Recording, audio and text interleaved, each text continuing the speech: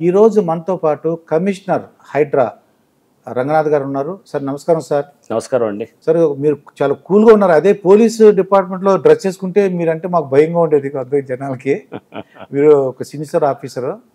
అలా హైడ్రా అంటే మీ ఈ కమిషనర్గా ఉన్నప్పుడు అసలు ప్రజలు చేసే తప్పులు ఏముంటాయి సార్ జనరల్గా? ఒకటండి చూడండి, ఇది ఫస్ట్ ఆఫ్ ఆల్ ఈ హైడ్రా అనేది దీని పూర్తి పేరు మనం చూస్తే కనుక Hyderabad disaster response and asset protection authority. అంటే దీంట్లో రెండు మెయిన్ ఇంపార్టెంట్ కంపోనెంట్స్ ఉన్నాయండి. డిజాస్టర్ రెస్పాన్స్ అంటే ఏమన్నా విపత్తులు ఏమైనా వచ్చినప్పుడు, మన న్యాచురల్ కెలామిటీస్ ఏమైనా వచ్చినప్పుడు దానికి రెస్పాండ్ అవ్వటం అనమాట ఒకటి, ఒక మెయిన్గా ఒకటి. రెండోది ఏంటంటే అసెట్ ప్రొటెక్షన్, అంటే ప్రభుత్వ ఆస్తుల్ని మనం కాపాడుకోవటం, ప్రొటెక్ట్ చేస్తూ చేయటం. సో డిజాస్టర్ రెస్పాన్స్ అంటే మీకు తెలుసు, ఏది ఇప్పుడు సపోజ్ పెద్ద వర్షాలు పడ్డప్పుడు వెంటనే రోడ్లన్నీ జలమయం అయిపోయి మొత్తం వరదలంతా వచ్చినప్పుడు జనాల్ని రెస్క్యూ చేయటం. దాంతోపాటు మనం ఏంటంటే ఈ వాటర్ మామూలు వర్షాలకు కూడా కొన్ని చోట్ల నీళ్లు నిలవటంతో వాటర్ లాగింగ్ అనేది కూడా ఒక ప్రధానమైన కంప్లైంట్ ఉంటుంది, ఎస్పెషలీ మెట్రోపాలిటన్ సిటీస్ లైక్ హైదరాబాద్లో. దానివల్ల జామ్లు, విపరీతమైన జామ్లు అయ్యి ట్రాఫిక్ అంతా, సిస్టమ్ అంతా మొత్తం దెబ్బతినే పరిస్థితి వస్తుంది మామూలు వర్షాలకు అనమాట. ఎందుకంటే హైదరాబాద్ నగరం ఒక 2-3 సెంటీమీటర్ల కన్నా ఎక్కువ వర్షపాతాన్ని డ్రైనేజ్ సిస్టమ్ తీసుకోలేదు ఇప్పుడు ఉన్నటువంటి సిస్టమ్. సో ఇక్కడ సపోజ్ ఒక 10 సెంటీమీటర్ల వర్షం పడదనుకోండి, మొత్తం అతలాకుతలం అయిపోయి మన పరిస్థితుల్లో మనకి ఇదవుతుంది. సో దీనికి ఏం చేయాలి అంటే డిజాస్టర్ రెస్పాన్స్ దానికి మనం ఏం చేయాలి అంటే, సపోజ్ ఎవరన్నా వరదలో చిక్కుకున్న వాళ్ళని మనం బయట తీయటంతో పాటు ఈ వర్షాన్ని దాంట్లో ఏదైతే కనుక వర్షంతో వచ్చినటువంటి ట్రాఫిక్ సంబంధించిన సమస్యల్ని కూడా ఎలా మనం అధిగమించాలి, ఎలా హ్యాండిల్ చేయాలి అనేది అది ఒక ఆస్పెక్ట్. నెక్స్ట్ అసలు ఇది అన్నిటికీ విపత్తులకు మూల కారణం కూడా చాలా వరకు మనం చూస్తే కనుక చెరువులు అనమాట. దాదాపు మనకి హైదరాబాద్ ఔటర్ రింగ్ రోడ్ దాకా మనం చూస్తే కనుక 600 దాకా చెరువులు ఉన్నాయి యాక్చువల్గా. అండ్ మనకి జిహెచ్ఎంసీ పరిధిలోనే 185 చెరువులు ఉన్నాయి అన్నమాట. సో చాలా వరకు చెరువులన్నీ కూడా మొత్తం కుదించుకుపోవటం, ఏరియా ఉండాల్సిన ఏరియా కన్నా సగంకి తగ్గిపోవటం, ఇట్లా అన్ని పలు చోట్ల నుంచి ఆరోపణలు ఉన్నాయి. ఆ చెరువులు కూడా ఉన్నా కానీ కూడా దాన్ని మొత్తం కూడా ఫిల్ చేయటం, లేకపోతే కనుక దానికి చెరువుకి కనెక్ట్ అయ్యేటటువంటి ఒక నాల, అంటే ఇక్కడ అన్ని గొలుసు కట్టు చెరువులు అంటారు. ఇక్కడ చెరువులో సపోజ్ మనం నిండిపోతే మళ్ళీ నెక్స్ట్ చెరువుకి పారుతుంది అనమాట. పారైతే ఒక నాలా ద్వారా కనెక్ట్ అవుతుంది. అవి కూడా మూసుకుపోవటం, అంటే అవి కూడా ఫిల్ చేసేయటం, ఇవన్నీ దీంతో వచ్చినటువంటి సమస్యలు. ఈ డ్రైనేజ్ సిస్టమ్ అనేది ఒక న్యాచురల్ డ్రైనేజ్ సిస్టమ్ ఫస్ట్ నుంచి కూడా ఉంది. నీళ్ళన్నీ వర్షం పడితే కనుక మొత్తం చెరువులు కుంటల్లోకి వెళ్ళాలి, ఆ కుంటల నుంచి మెల్లిగా వెళ్తూ మళ్ళీ ఇంకొక నెక్స్ట్ కుంటకి, నెక్స్ట్ చెరువుకి వెళ్ళి కనెక్ట్ అవుతూ అట్లా వెళ్తూ ఫైనల్గా మూసీ నదిలోకి వెళ్ళాలి. హుస్సేన్ సాగర్ ద్వారా మూసీ నదిలో ఎక్కడ ఏ ఇబ్బంది లేకుండా అలా డివైస్ చేసిన సిస్టమ్ అండి ఒరిజినల్గా. సో ఆ సిస్టమ్ అంతా మొత్తం గందరగోళం అవటం, మనం అంతా కూడా అవటంతో మనకి ఉపద్రవాలన్నీ మనకు రెగ్యులర్గా వస్తాయి. సో ఇప్పుడు ముఖ్యమంత్రి గారు రేవంత్ రెడ్డి గారు వారు ఈ సిస్టమ్ని, అంటే మళ్ళీ ఈ ఏదైతే చెరువులు అయితే కనుక ఏదైతే ఇంతకుముందు దురాక్రమణకు అయినాయో, లేకపోతే ఎక్కడెక్కడైతే కనుక పార్కులు లేకపోతే ప్రభుత్వ స్థలాలు ఉన్నాయో దాని అన్నింటి మీద కూడా మళ్ళీ అంటే ఫర్దర్గా ఎంక్రోచ్మెంట్స్ కాకుండా ఒకటి ఆల్రెడీ ఎంక్రోచ్ అయిన దాన్ని రిట్రీవ్ చేయడం, అంటే మళ్ళీ వెనక్కి తీసుకురావడానికి ప్రయత్నాలు చేయడానికి అనేది ఈ హైడ్రా అనేది ఇన్స్టిట్యూషన్ ఒకటి ఫ్లోట్ చేయడం జరిగింది. దానికి ఒక ఐజీ స్థాయి అధికారిగా నన్ను నియమించడం. సో దీనికి ఇదని మీరు అన్నట్టు ఇది ఏంటంటే చాలా పెద్ద విస్తృతమైన బాధ్యత కూడా ఉంటుంది. ఎందుకంటే దాదాపు 2000 చదరపు కిలోమీటర్ల పైన విస్తీర్ణం ఉన్నటువంటిది HYDRAA limits. Outer ring road చాలా సెన్సిటివ్ అండి, సున్నితంగా ఉంది. అంటే ఆల్రెడీ ఆక్యుపై చేసి ఉన్నారు. అవునండి, అవును. వాళ్ళు కొద్దిగా ఎక్స్ప్లెయిన్ చేయాలి, ఎందుకంటే బాబు ఇలాగ వస్తుందని చెప్పాలి. అవునండి, అది వికెట్ చేయించాలన్నమాట. కరెక్ట్ అండి. ఇది దీంట్లో మనం అందుకోసం ఏం చేయాలి, ఫస్ట్ అసలు చాలా మంది ఎప్పటి నుంచో ఆక్రమించిన వాళ్ళు ఉంటారు. సో దాన్ని ఎలా హ్యాండిల్ చేయాలి, అండ్ అట్లానే కోర్ట్స్ కూడా చాలా సీరియస్గా తీసుకుంటున్నాయి. ఇప్పుడు అన్ని చోట్ల కూడా ఈ చెరువులకి ఒక ఎఫ్టీఎల్ అని ఉంటుంది, ఫుల్ ట్యాంక్ లెవెల్, అంటే బాగా పూర్తి వరద నీరు వచ్చినప్పుడు ఎఫ్టీఎల్ అని ఉంటుంది. దానికి పక్కన బఫర్ జోన్ అని కూడా ఉంటుంది, కొంత చెరువు విస్తీర్ణం బట్టి బఫర్ జోన్ కూడా మారుతుంటుంది. సో ఇవన్నీ కూడా మొత్తం మనం పరిగణలో తీసుకుంటూ ఈ చెరువుల్ని మళ్ళీ పునరుద్ధరించడానికి ఒక ప్రయత్నం అనేది చేయడానికి ప్రభుత్వం ఈ ఆలోచన చేయడం అనేది కూడా జరిగిందన్నమాట. సో ఇంతేకాకుండా పెద్ద ఎత్తున కూడా ప్రభుత్వ భూములు, పార్కులు ఇవి కూడా ఆక్రమించడానికి జరుగుతున్నాయి. దానికి ఒక ఏజెన్సీ అనేది పెట్టాలి.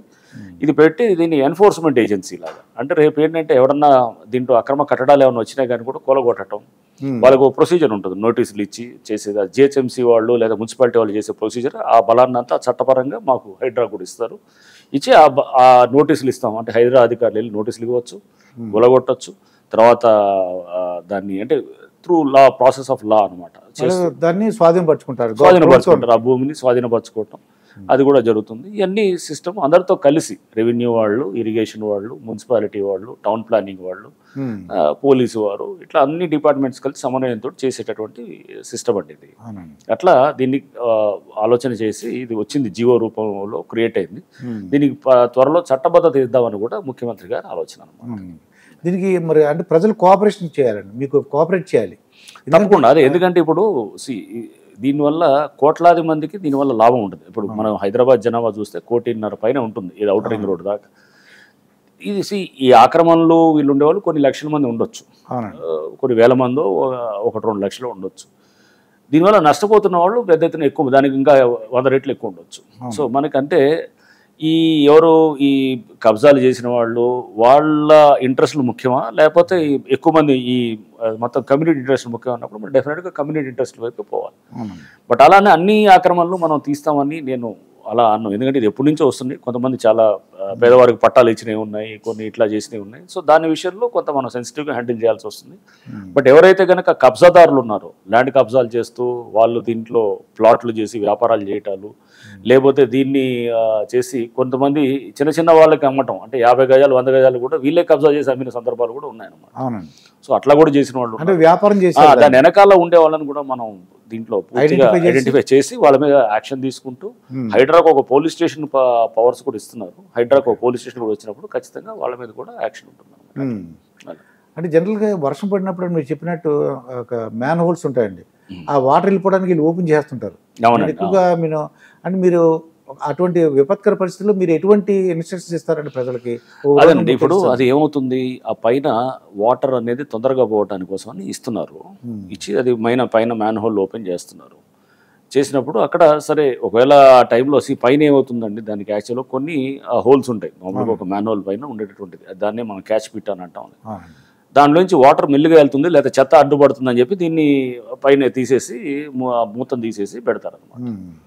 లోపల కూడా మనం చూస్తే చాలా, నేను వచ్చిన తర్వాత ఈ 1 monthలో చాలా చోట్ల ఇన్స్పెక్ట్ చేసి లోపల క్యాచ్ బిట్లు చూస్తే మొత్తం ఇసుకమయం ఉందన్నమాట. మొత్తం అంటే సిల్ట్ ఉంటుంది, నీళ్ళైతే ఏదైతే కొట్టుకొస్తుందో అంతా పూర్తి ఇసుకతోటి మొత్తం క్లాగ్ అయిపోయింది.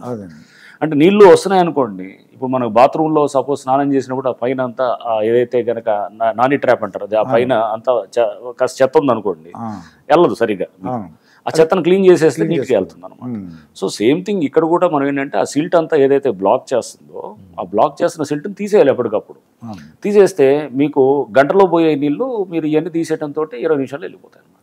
సో ట్రాఫిక్ మీరు దాదాపు 40 నిమిషాల టైం మీరు కాపాడినట్టే కదా. వాటర్ లాగింగ్ వల్ల, దానివల్ల వాటర్ మొత్తం జామ్ నిలవటం వల్ల ట్రాఫిక్ అంతా దెబ్బతింటాం, అస్తవ్యస్తం అవటం. సో మనం ఎప్పటికప్పుడు మెయింటెనెన్స్ కూడా చూసుకోవాలి. సో డిజాస్టర్ మేనేజ్మెంట్లో మేము అది కూడా చూస్తున్నాము. దీన్ని బట్టి నాకు అర్థమైంది, ప్రజల్లో అవేర్నెస్ రావాలని, అంటే సోషల్ ఆర్గనైజేషన్ లయన్స్ క్లబ్ అనో లేకపోతే ప్రజల సేవ చేసే అవేర్నెస్ ఒక ఆస్పెక్ట్ అండి. కింద పని చేసేవాడితో పని చేయించాలి ఫస్ట్. కింద అక్కడ మేము అందుకోసమే మేము మీటింగ్స్ కూడా పెడుతున్నాము. కింద స్థాయిలో కాంట్రాక్టర్కి, ఆ కింద క్షేత్రస్థాయిలో పనిచేసేటువంటి వర్క్ ఇన్స్పెక్టర్లు, వాళ్ళ అసిస్టెంట్ ఇంజనీర్లు, ఈవెన్ వాళ్ళ ఎస్సీలు, వాళ్ళ ఎగ్జిక్యూటివ్ ఇంజనీర్లు, అక్కడ లోకల్ జోనల్ కమిషనర్లు అందరితో కూడా మీటింగ్లు పెడుతున్నాం.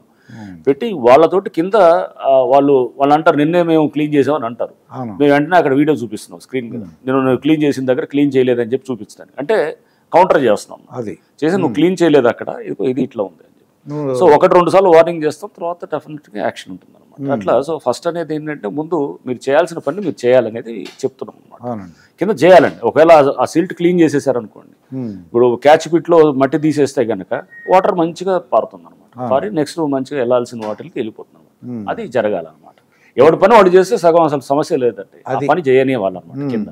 సో అంతా పబ్లిక్ అవేర్నెస్ అంటే పబ్లిక్ కూడా ఏంటంటే చాలా చెదరం అంతా కూడా వేస్తుంటారు దీంట్లో. ఈవెన్ పరుపులు కూడా వస్తుంటాయి లోపల మ్యాన్ హోల్లో, పరుపులు కూడా వచ్చినాయి చూశాను. పెద్ద పెద్ద దుప్పట్లు, రగ్గులు అవి కూడా దాంట్లో కొట్టుకుంటూ వస్తుంటాయి అనమాట.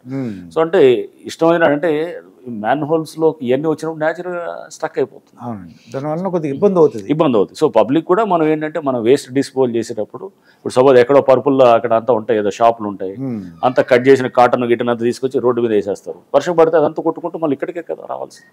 ఏమైనా దుప్పట్లు పని చేయని దుప్పట్లో చినిగిపోయినాయో, లేకపోతే ఏదో ఎలుకలు కొట్టేసిందనో, లేదా దానికి ఏదో ఇదైందనో తీసుకొచ్చి అటు రోడ్డు మీద పడేస్తారు, చెత్తలో ఆ చెత్త కుండీలో పడేస్తారు. అది వర్షం కొడితే అదంతా కొట్టుకుంటూ వచ్చినప్పుడు ఇక్కడికే వస్తాగా మళ్ళీ. ఇవన్నీ కూడా మనం జాగ్రత్తగా మనం ఆలోచన చేసి ఏ వేస్ట్ మనకి రేపు ఇదంతా కూడా ఇదనేది తీసుకుని దాని డిస్పోజల్ మెకానిజం కూడా ఒక పెద్ద జాగ్రత్తగా చేయాలండి. చెత్తను కూడా అది ఇప్పుడు మీకు సహకరిస్తున్నారు సార్. ఇప్పుడు ఆక్యుపై చేసిన వాళ్ళు ఉన్నారు, వాళ్ళందరికీ వెళ్ళి చెప్తే వాళ్ళు వాళ్ళు ముందుకు వస్తున్నారంటే వాళ్ళకి ఎక్స్ప్లెయిన్ చేస్తారు మీరు.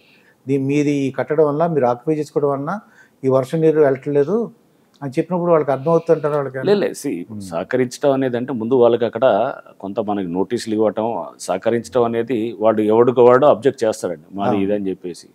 సో దానికి కోర్టు ఉత్తర్వులు ఉంటాయి, కొన్ని చోట్ల చట్టపరంగా చట్ట వ్యతిరేకంగా వాళ్ళు అక్కడ ఆక్రమణలో ఉన్నప్పుడు కొన్ని చోట్ల మనం వాళ్ళ సహకారాన్ని అడుగుతాం, కొన్ని చోట్ల వాళ్ళని అక్కడి నుంచి తీసి ఎక్కడికి తీసుకెళ్లాలనేది కూడా వస్తుంది. వాళ్ళు మేము ఇక్కడ ఉన్నాం, మాకు ఇల్లు ఎక్కడ అన్నప్పుడు ప్రభుత్వం కూడా అది కూడా ఆలోచన చేస్తుంది, రీహాబిలిటేషన్ కూడా ఆలోచన చేస్తుంది. ఇప్పుడు మూసీలో మనం చూస్తున్నాం, మూసీ దగ్గర అంతా కూడా ఇప్పుడు సర్వే చేస్తున్నారు. ముఖ్యమంత్రి గారు అది చాలా ఇంపార్టెంట్ ప్రాజెక్ట్గా తీసుకున్నారు. దాంట్లో ఎవరైనా రీహాబిలిట్ చేయాలంటే వాళ్ళని తీసుకెళ్లి పక్కన వేరే దానికి వాళ్ళకి అకామిడేట్ చేసేటట్టు కూడా ఆలోచన ఉందన్నమాట. అది కూడా చేస్తారు. అంటే మనం అంతే కదండి, వాళ్ళని అక్కడి నుంచి రోడ్డు మీద తీసుకెళ్లారు కదా, సో అది కూడా ఉంటుంది. అంటే ప్రభుత్వం అన్ని కోణాల్లో ఆలోచన చేసి వాళ్ళ రీహాబిలిటేషన్ ఉంటుంది, ప్లస్ లీగల్గా మనం చేయాల్సి వస్తే ఎవిక్షన్ చేస్తాం, డిమాలిష్ చేయాల్సి వస్తే డిమాలిష్ చేస్తాం. అంత సమగ్రంగా ఒక సబ్జెక్ట్ని ఒక ఏరియాలో దీన్ని అధ్యయనం చేసిన తర్వాత అప్పుడు చేయడం జరుగుతుంది. అట్లా ఇప్పుడు మన డిపార్ట్మెంట్ సంబంధం లేదు, ఎందుకంటే జనరల్ ప్రజలకి అవేర్నెస్ రావాలని చెప్పి అడుగుతున్నాను. వయనాడులో ఈ కొండ చర్యలు పడి చాలా మంది చనిపోయారు సార్. అది అవునండి. అటువంటి సంఘటనలు అంటే ఇప్పుడు ఎక్కడ ఆంధ్రప్రదేశ్లో విజయవాడ దగ్గర ఉంటుంది, కొండ మీద ఉంటారు, అలాగే మన తెలంగాణలో కొన్ని ఏరియాలో ఉండొచ్చేమో అని అనుకుంటున్నానండి. అవునండి. జనరల్ ఏం జరుగుతుంది అంటారు అక్కడ కేరళలో? ఒకటండి, మనకి అదంతా కేరళలో వయనాడు వెస్ట్రన్ ఘాట్స్లో మనకు ఉండేటువంటి హిల్లీ ప్రాంతం. సో ఇప్పుడు వర్షాలు ఏంటంటే ప్రభుత్వం అలర్ట్ చేయాలి కదా అని. అంటే ఇప్పుడు అయింది రాత్రి 2 నుంచి 4 మధ్యలో అయింది ఇది ఇన్సిడెంట్. విపరీతమైన క్లౌడ్ బస్ట్, పెద్ద వర్షం వచ్చింది మనకు సడన్ గా వచ్చినప్పుడు. ఈ వర్షం వచ్చినప్పుడు ఏమైందండి, ఏదైతే గనక ఇప్పుడు కొండలు ఉంటాయి, కొండలు మొత్తం మనం ఆ గుట్టల మీద రాళ్ళు మెల్లిగా సాయిల్ అంటే మట్టిలాగా తయారవుతుంది. రాళ్ళే మట్టి అవుతుంది, రాళ్ళు మట్టి అయిన తర్వాత మట్టి మెల్లిగా దాని మీద అక్కడ ఉంటే కనుక అక్కడే ఇల్లులు కట్టుకున్న వాళ్ళు ఉంటారు. అంటే ఏది స్లోప్స్లో అన్నమాట. ఆ స్లోప్స్ కొంచెం స్టీప్గా ఉన్న చోట, ప్లస్ అట్లనే సాయిల్ కొంచెం సరిగ్గా లేని చోట మన వల్నరబుల్ ప్లేసెస్ ఉంటాయి. అంటే ఎక్కడెక్కడ ల్యాండ్ స్లైడ్ అవ్వడానికి ఆస్కారం ఉన్నాయో కొన్ని ఉంటాయి. అట్లాంటి ప్లేసెస్ యాక్చువల్గా గుర్తించుకొని మనం అట్లాంటి ప్లేస్లో ఉండకూడదు. ఎందుకంటే ఈ యావలాంచెస్ కానీ లేకపోతే ల్యాండ్ స్లైడ్స్ కానీ అన్ని చోట్ల జరగవు, కొన్ని చోట్ల జరుగుతాయి. అది గుర్తించి మనం అక్కడ ఆ ప్రాంతాల్లో మనం అంటే ఒకవేళ సడన్గా హెవీ వర్షం వచ్చింది అనుకోండి, వాటర్ ఏం చేస్తుంది, అది పారుతూ ఈ కింద కూడా మనకి ఏమవుతుందంటే అది కింద ఒక లూబ్రికెంట్ లాగా, అంటే దాదాపుగా ఏమైందంటే పైన మట్టి ఇట్లా జారుకుంటూ వచ్చేస్తుంటుంది. అది ఏంటంటే కింద దాదాపు వాటర్ రాయి ఉంటుంది, రాయి మీద ఉన్న మట్టి అంతా జారుకుంటూ వచ్చేస్తుంది. రాళ్ళు కూడా చిన్న చిన్న రాళ్ళు కూడా రాళ్ళు వస్తాయి, కింద పెద్ద రాయి ఉంటుంది, బెడ్ రాక్ ఉంటుంది. యాక్చువల్ మౌంటైన్ ఇది ఉంటుంది కదండి, హిల్ ఉంటుంది, హిల్ మీద పడ్డ సాయిల్ అంతా ఉంటుంది. ఆ సాయిల్ అంతా జారుకుంటూ మెల్లిగా ల్యాండ్ స్లైడ్, అదే ల్యాండ్ స్లైడ్ అవుతుంది అనమాట. ఈ ల్యాండ్ స్లైడ్ అనేది అఫ్ కోర్స్ దానికి మనం ఎక్కడెక్కడ వల్నరబుల్ ప్లేసెస్ ఉన్నాయి, ఇట్లా క్లౌడ్ బర్స్ట్లు ఉంటాయి, క్లైమాటిక్ చేంజెస్ తోటి వచ్చేటువంటి ఉంటుంది రకరకాల దీంతో. సో ఇవన్నింటినీ మనం అధ్యయనం చేసి యాక్చువల్గా కొన్ని చోట్ల మనం డెఫినెట్గా నివాస యోగ్యమైన ప్రాంతాలు కొన్ని ఉంటాయి, కొన్ని చోట్ల ఉండకూడదు. అది కొద్దిగా ప్రజలు అర్థం చేసుకొని అంటే అన్ని చోట్ల ఉండదు. ఇది ఇంత క్లౌడ్ బర్స్ట్, ఇంత పెద్ద వర్షం అన్ని సందర్భాల్లో రాదు. ఇది సడన్ గా వచ్చినటువంటి పరిణామం. సో మామూలు వర్షాలకి అది అవ్వదు అనమాట, ల్యాండ్ స్లైడ్ అవ్వదు. కొంచెం హెవీ మామూలు వర్షాలకు పడేది నార్మల్ రూటీన్ గా మనం చూస్తుంటాం. చాలా చోట్ల రోడ్లు ఏమంటే అవలాంచెస్ లేకపోతే వర్షానికి కొంచెం పాటికి కొంచెం పెరిగితే ఇంకా ఉధృతంగా వచ్చింది అనుకోండి, డెఫినెట్ గా ఈ ల్యాండ్ స్లైడ్ అవడానికి అవకాశం ఎక్కువ ఉంటుంది హిల్లీ ప్లేసెస్ లో.